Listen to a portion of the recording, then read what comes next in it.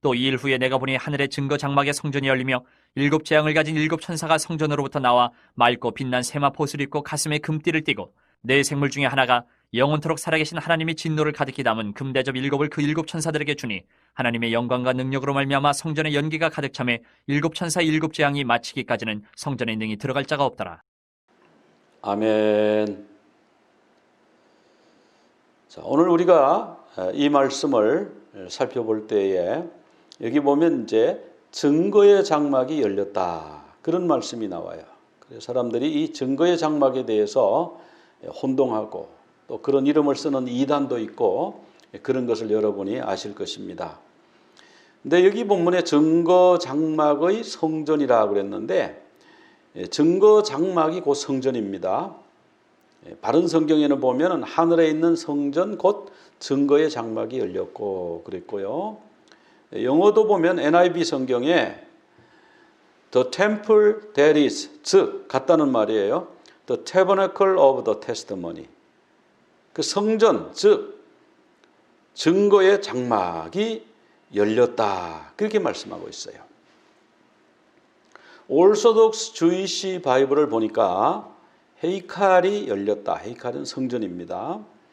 That is the 미시칸. 미시칸이 성막이죠. 미시칸은 성막이. 하에둃은 the testimony예요. In 쇼메임. 그래서 하늘의 성전 곧 증거의 성막, 증거의 장막이 열렸다, 이제 그렇게 말씀하고 있습니다. 근데 이 증거의 장막이라는 단어는 상당히 생소한 단어죠. 잘 안 쓰는 단어예요. 이단들이 이걸 갖다 써버렸는데 사실 이단들이 가져가면 안 되죠. 왜냐하면 이 증거라고 하는 거는요, 십계명 두 돌판을 얘기하는 거예요. 십계명 돌판이 없는데 자기가 증거의 장막이다 그러면 안 됩니다. 그 십계명 두 돌판을 다른 식으로 해석해서도 안 돼요. 그게 말씀이니 이렇게 해석해서도 안 돼요.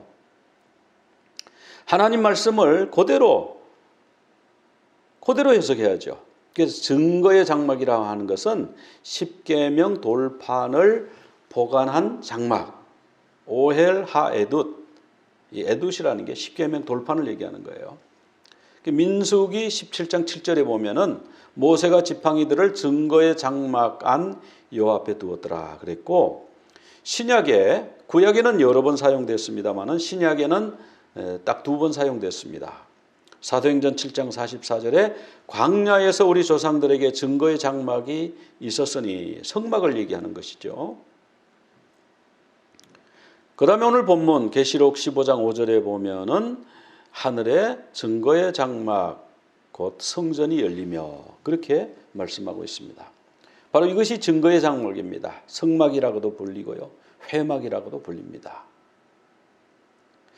왜 성막을 증거의 장막이라 하느냐? 증거판을 보관했기 때문에 그렇습니다.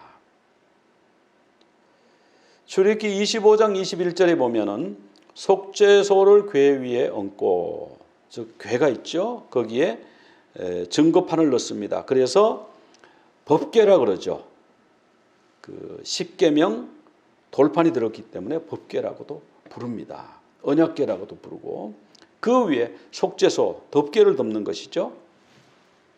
근데 그 법궤 속에 내가 네게 줄 증거판, 하에둃, 증거판을 궤 속에 넣어라, 그렇게 말씀하고 있어요. 출애굽기 31장 18절에 가면은 증거판 둘을 모세에게 주시니, 자, 시내산 위에서 모세가 하나님 앞에 40일 동안 기도했죠. 그러면서 하나님으로부터 돌판 2개를 받아옵니다. 그 돌판을 증거판이라고 그러는 거예요. 르톳 하에둃. 르톳이라고 하는 것은 이 태블릿, 판을 얘기하는 것이고요. Tablets of the Testimony. 그것을 모세가 받아가지고 왔다. 근데 그것은 뭘로 만들어졌느냐? 돌로 만들어졌다 하는 것입니다. 그래서 돌판, 르톳, 에벤, 그렇게 말씀하셨어요. 출애굽기 32장에 보니까 모세가 두 증거판을 손에 들고 내려왔다, 그렇게 말씀하고 있습니다. 이것을 이제 그 법궤 속에 넣어둔 것이죠. 그래서 증거 장막, 증거 성막 그렇게 지칭하는 것이죠. 그 다음에 보면 계시록 15장에 7재앙을 가진 7천사가 나와요. 이것이 마지막 재앙이라고 그랬어요. 근데 천사가 그 대접에다가 우리가 7대접 재앙 그러니까 대접에다가 그 재앙을 담은 것으로 우리가 생각을 하는데 대접에는요 하나님의 진노가 가득 찬 것이고 7재앙을 그 대접을 받기 전에 이미 이 천사들이 하나씩 가지고 있었습니다. 그런데 이 천사들이 입은 옷이 아주 독특한데요. 맑고 빛난 세마포옷이라고 그랬습니다. 맑고 빛난 세마포옷이 뭔가? 성막을 이해해야 이 말씀이 이해가 되는데요. 그리고 가슴에 금띠를 띄었다. 그렇게 말씀하고 있습니다. 근데 이 계시록에 보면은 예수님이 이런 모습으로 나타나요. 사도 요한이 밤모섬에서 예수님을 만났죠.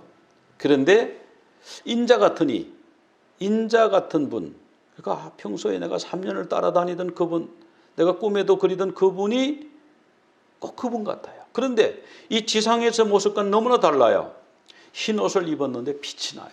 발에 끌리는 긴 옷을 입었어요. 이게 무슨 옷입니까? 대제사장 옷이죠. 세마포 옷입니다. 그리고 가슴에 금띠를 띄었어요. 제사장들은 반드시 세마포 옷을 입고 띠를 띠게 되어 있습니다. 그런데 이 세마포 옷을 입고 금띠를 띤 이 내용이 어디에도 나오냐면 다니엘서 10장 5절에도 나옵니다. 한 사람이 세마포 옷을 입었고 하얀색 세마포 옷을 입었죠. 근데 허리에는 순금띠를 띄었더라. 자, 이것은 다니엘이 기도했을 때 그 기도의 응답으로 찾아온 천사의 복장입니다. 그런데 왜 세마포 옷을 입고 왜 금띠를 띄었는가? 이것은 뭐냐면 하나님의 성전에서 봉사하는 분, 하나님의 성전의 제사장이나 대제사장은 이런 복장을 하게 되어 있는 거죠. 여기 보면 이제 대제사장의 옷입니다. 대제사장의 옷은 원래 이렇게 화려해요. 흰 세마포 위에 청색 겉옷을 입고 그리고 또 에봇을 걸치고 머리에 두건을 쓰고 그러나 신발은 신지 않습니다. 맨발로 섬깁니다. 그러나 이 대제사장이 하나님 앞에 갈 때는 이 화려한 옷들을 다 벗어놓고 갑니다. 대속죄일에 하나님 앞에 속죄 제사를 드리러 갈 때는 이런 모습으로 가요. 아무것도 걸치지 않아요. 흰 옷만 입고 가요. 청색 겉옷, 파란색, 그거 이쁜데 그거 입지 않습니다. 에봇 얼마나 화려하고 값어치 있고 비싼 옷입니까? 얼마나 멋있는 옷입니까? 하나님 앞에는 그런 옷 입고 가지 않아요. 하얀 세마포 옷을 입고 대제사장일지라도 그렇게 들어갑니다. 자, 사도 요한이 아마 이런 예수님의 모습을 보았을 것이다. 그렇게 이제 그림을 그린 겁니다. 이 그림이 꼭 정확하지 않아요. 그냥 이렇게 화가가 생각해서 그린 그림이죠. 가슴에 금띠를 띄었죠. 자, 그런데 하나님의 진노를 가득 담은 금대접이 이제 어디서 나오느냐? 성전에서부터 나오는 거예요. 계시록 15장 7절에 보면은 네 생물 중에 하나가 영원토록 살아계신 하나님의 진노를 가득히 담은 금대접 7을 그 7천사들에게 주니. 자, 우리가 금대접 하면 좀 익숙하죠? 계시록 5장 8절에서 금대접이 나왔어요. 그 금대접은 성도들의 기도를 담은 금대접이었어요. 향이 가득한 금대접을 받았으니 그 향이 바로 성도들의 기도였어요. 그런데 오늘 본문에 보면은 그 금대접에 하나님의 진노가 담겨서 나왔습니다. 이 금대접은 원래 성전에서 쓰이는 여러 가지 기구들이죠. 대접이 있고 케아라라고 그러는데 숟가락이 있고 병이 있고 붓는 잔이 있고 다 순금으로 만들었습니다. 근데 금대접에 성도들의 기도가 담겨서 하늘에 올라갔어요. 어떤 성도들의 기도입니까? 이 계시록에서 주로 묘사하는 기도는 성도들이 박해받을 때, 예수 믿는다는 것 때문에 세상 정부, 불신자들, 짐승 정권에 의해서 순교하기도 하고, 여러분 중동 지역에서 목배임을 당한 그런 일이 있지 않습니까? 그럼 그들이 헛되이 죽은 게 아니라는 거예요. 그들의 기도, 하나님 나를 살려주세요, 도와주세요, 내가 주님 믿는 것 때문에 이런 어려움을 당하네요, 기도했던 그것이 하나님 앞에 다 상달이 되어서 이제 그 응답으로 그 금대접에 하나님의 진노가 담겨서 내려오는 겁니다. 그래서 이 재앙은 결국 성도들의 기도의 결과다, 기도의 응답이다, 그런 것을 알 수가 있습니다. 그러므로 하나님의 심판은 의로우시도다. 왜? 성도들을 핍박했으니까. 8절로 넘어가면은 성전에 연기가 가득 찼다고 그랬습니다. 성전에 연기가 가득 찬 것, 구약 성경에 여러 번 나오는데요. 처음 나온 것이 바로 시내산에서 모세가 하나님의 부르심을 받아서 시내산에 올라갔을 때 구름이 산을 가리웠습니다. 그리고 하나님의 영광, 셰키나의 영광이 그 시내산 위에 머무는데 구름이 일주일 동안, 여기 보면 6일이라고 되어 있죠. 엿새 동안 산을 가리우더라. 그리고 7째 날에 구름 가운데서 모세를 부르셨다고 그랬어요. 구름이 일주일 동안 그 산을 가리웠습니다. 하나님의 임재, 셰키나를 상징하는 거죠, 그 구름이. 그리고 출애굽기 40장 마지막 부분에 가면은 성막을 이제 다 완성했습니다. 성막을 완성했는데 모세가 하나님 앞에 들어가려고, 제사를 드리려고 들어가려고 했을 때에 회막에 들어갈 수가 없었어요. 왜냐하면 구름이 꽉 내려서 덮였다고 그랬는데 사실은 드웰입니다. 여기 보면 샥한 구름이 내려와가지고 그 속에 거주하시는 거예요. 하나님의 셰키나의 영광이 거주하시는 거예요. 그래서 여호와의 영광이, 이 셰키나의 영광이 이 다 성막 미시칸까지 다 같은 소리입니다. 같은 뜻입니다. 샥한 머무르시고, 성막 미시칸, 거기도 샤칸이 들어갔죠. 하나님이 거주하시는 그 공간에 셰키나, 역시 샤칸에서 왔어요. 하나님이 그곳에 임재하시려고 만들으라고 그러셨고, 드디어 하나님이 임재하셔서 구름이 거기 가득 차서 모세가 들어갈 수가 없었더라, 그렇게 말씀하고 있습니다. 이사야가 성전을 보니까 거기에 스랍이 있었고요, 6날개를 가지고 2날개로는 자기 얼굴을 가리고 2날개로는 자기 발을 가리고 2날개로는 날면서 찬송하죠. 거룩하다 거룩하다 거룩하다 만군의 여호와여, 그 영광이 온 땅에 충만하도다. 그 영광이 충만하도다. 이 찬양을 하는데 보니까 성전의 연기가 충만하더라. 이 연기가 하나님의 영광을 의미하는 거예요. 셰키나의 영광을 의미하는 거예요.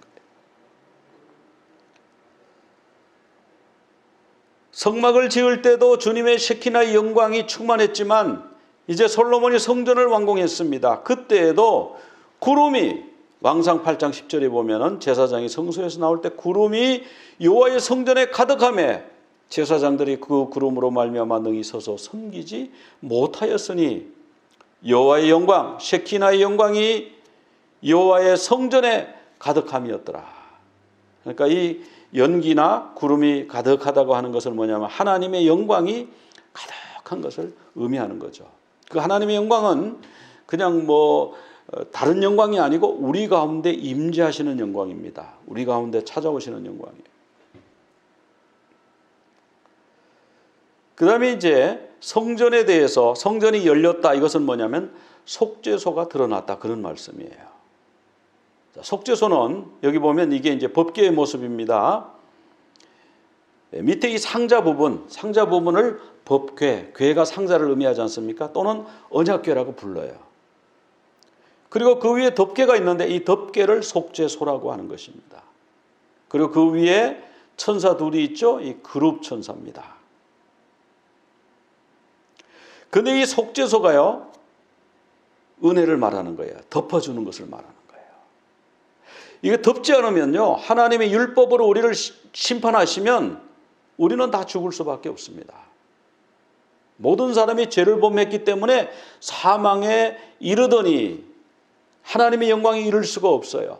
그래서 이 덮는 덮개가 있는데 그 덮개 이름이 가포렛입니다. 출애굽기 25장 21절에 속죄소를 궤 위에 얹고 증거판을 그 궤 속에 넣으라 그랬죠. 그 증거판은 뭐냐면 율법인데, 율법으로는 누구도 구원받을 수가 없어요. 누구나 다 죄인이에요. 다 심판을 받아서 죽을 수밖에 없어요. 그런데 속죄소가 그 위를 덮고 있습니다. 그래서 가포렛이 덮개예요. 그런데 일반 덮개는 가포렛이라 그러지 않습니다. 오로지 언약궤 법궤를 덮는 덮개만 가포렛이라고 그러는데요. 출애굽기와 레위기에만 27회 등장합니다. 한글 성경은 이것을 속죄소로 번역했고요. 킹제임스와 NASB는 머시 시트, 은혜의 보좌, 시은 자 그렇게 번역했습니다. NIV에서는 어톤먼트 커버로 번역했어요. 그다음에 이 히브리어를 헬라어로 번역한 최초의 성경이 70인역인데요. 그 70인역에서는 이 카포레트를 힐라스테리온이라고 번역을 했습니다. 이 힐라스테리온은 조금 뒤에 다시 설명을 해드리겠습니다. 창세기 6장 14절 보면 같이 읽어보겠습니다. 너는 고페르 나무로 너를 위하여 방주를 만들되 그 안에 칸들을 막고 역청을 그 안팎에 칠하라. 여기서 이제 두 개의 단어가 나오는데요. 칠하라 이런 단어가 나오죠. 칠하라는 단어는 카페르, 카파르가 칠한다. 역청은 코페르라고 하죠. 코페르. 자, 카파르는 덮는다, 칠한다, 속죄한다 이런 뜻이 있고요. 코페르는 속전이에요. 생명값, 랜섬, 그리고 아스팔트, 피칠한 뜻도 있어요. 그러니까 여러분 노아 방주에 물이 안 들어가게 칠해준 것이 뭡니까? 덮어준 것이 속전이에요. 사망의 바다에 빠져 죽지 않도록 우리에게 칠해주고 덮어주는 그것이 바로 코페르예요. 속전이에요. 모세가 태어나서 나일강에 떠내려갑니다. 더 이상 키울 수가 없어서 나일강에 떠내려 보낼 때 엄마가 거기 갈대 상자에다가 역청을 발랐어요. 역청. 그걸 안 바르면 어떻게 됩니까? 물이 스며들어와서 익사하죠. 그런데 역청이 있기 때문에 물이 못 들어온 거예요. 그 사망의 심판이 못 들어온 거예요. 마찬가지로 노아 방주에도 이 코페르를 발랐습니다. 그 코페르가 카포렛이 된 거예요. 죄와 사망이 우리를 죽이려고 할 때, 심판하려고 할 때 속죄소 대신 예수 그리스도가 그 죄로부터 우리를 방어해 주시는 거예요. 지켜주시는 거예요. 은혜예요. 신약이 오면 구약은 카포렛이지만 신약에는 그런 단어를 쓸 수가 없잖아요. 다른 언어가 다르니까. 그래서 쓴 언어가 뭐냐면 힐라스테리온입니다.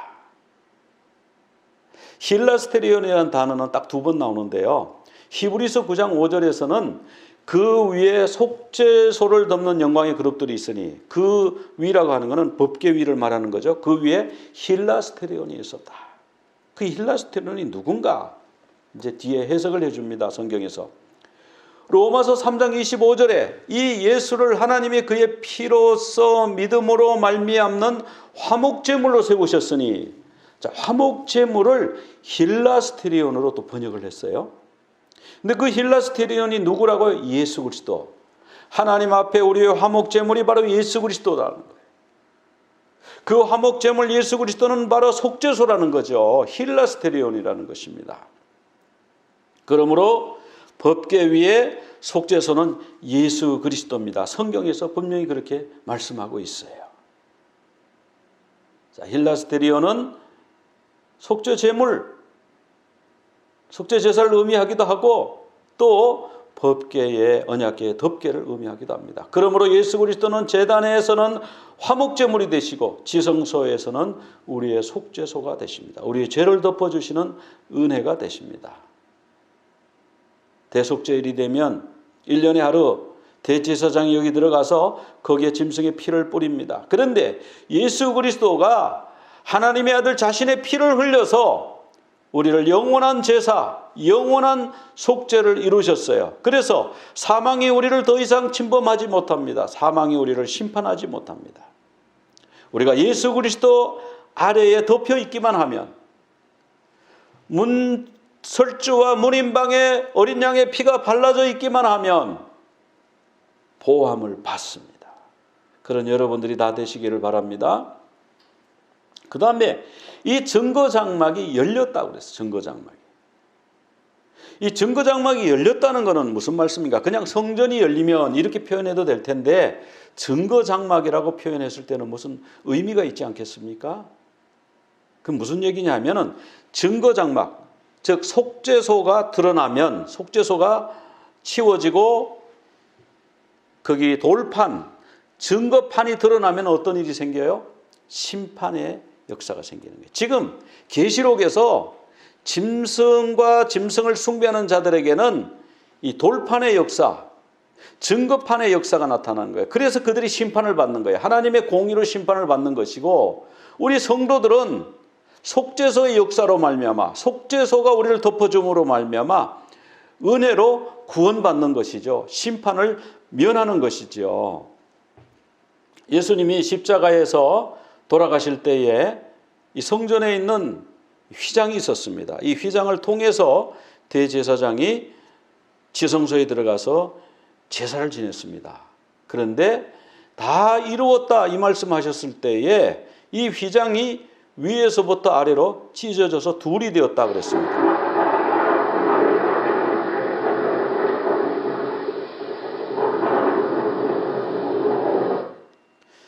휘장이 이제 찢어져서 둘로 나뉘어지고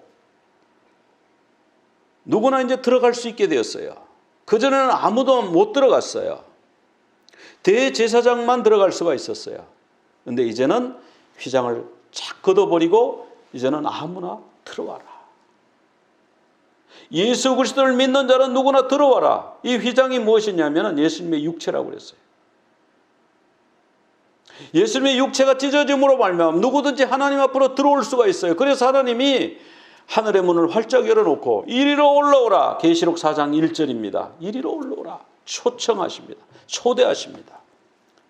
계시록 19장 11절에도 보니까 또 내가 하늘이 열린 것을 보니 보라 백마와 그것을 탄 자가 있으니 하늘이 쫙 열리면서 우리를 구원하시기 위해 예수 그리스도가 백마를 타고 오시는 그 장면이 나오고 있는 거예요.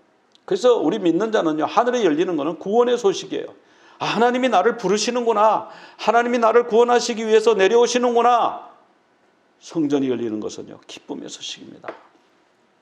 그런데요, 짐승 숭배자에게는 이것이 뭐냐면은 대접재앙의 시작이에요. 왜 하늘문이 열렸느냐? 대접재앙을 실시하기 위해서. 증거장막 성전이 열리며 그 하나님의 진노를 가득 담은 대접이 그들에게 전달됐어요. 일곱 천사에게. 계시록 11장 19절 같이 한번 읽어보겠습니다.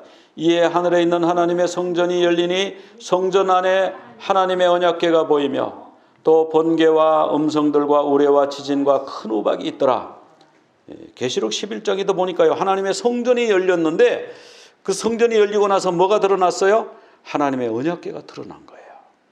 근데 거기 또 뭐가 있냐? 번개. 이 번개는요, 하나님을 대적하는 사람을 치는 도구예요. 음성, 우레, 지진, 우박이 심판의 도구입니다. 그래서 짐승과 그 숭배자들에게는 하나님의 성전이 열리는 것이요, 복음이 아니라 공포의 소식이에요. 그러나 우리는 기쁨의 소식입니다. 우리는 이제 두 갈래 길이 있어요. 어린 양 예수 그리스도를 믿고 받아들이고 그분을 따라감으로 말미암아 활짝 열린 성전 문을 통하여 주님 앞으로 초대받아 갈 것인가? 아니면 주님을 거절하고 대적하다가 하나님의 진노의 심판을 받을 것인가? 두 갈래 길이 우리에게 놓여 있습니다. 우리 모두 어린 양 예수 그리스도를 구주로 영접하고 하나님이 문을 활짝 열 때 주님이 나를 초대하시는구나 기쁨으로 주님 앞에 나갈 수 있는 여러분들이 다 되시기를 간절히 축원합니다. 기도 드리겠습니다. 하나님 아버지, 오늘 말씀을 통해서 증거의 장막 성전이 열리면 믿지 않는 자들, 하나님을 대적하는 자들에게는 그것이 멸망의 소식이요 심판의 소식이요 공포의 소식이지만 어린 양 예수 그리스도를 믿는 우리에게는 이리로 올라오너라 초대하는 소식이고 우리를 구원하기 위해서 주님이 재림하는 소식임을 오늘 말씀을 통해서 확인했습니다. 주님, 우리가 성전문이 열렸을 때 내가 기쁨으로 두려움을 느끼는 것이 아니라 오히려 기쁨으로 주님 앞에 나갈 수 있도록 예수 그리스도를 잘 믿게 하시고 자신을 정결케 주님의 보혈로 씻어서 슬기로운 다섯 처녀와 같이 준비하는 우리 모두가 다 되게 하여 주시옵소서. 예수 그리스도 이름으로 기도드리옵나이다. 아멘. יברכך אדוני וישמרך יאר אדוני פניו אליך והוניקה יישא אדוני פניו אליך ויעשה לך שלום ויעשה לך שלום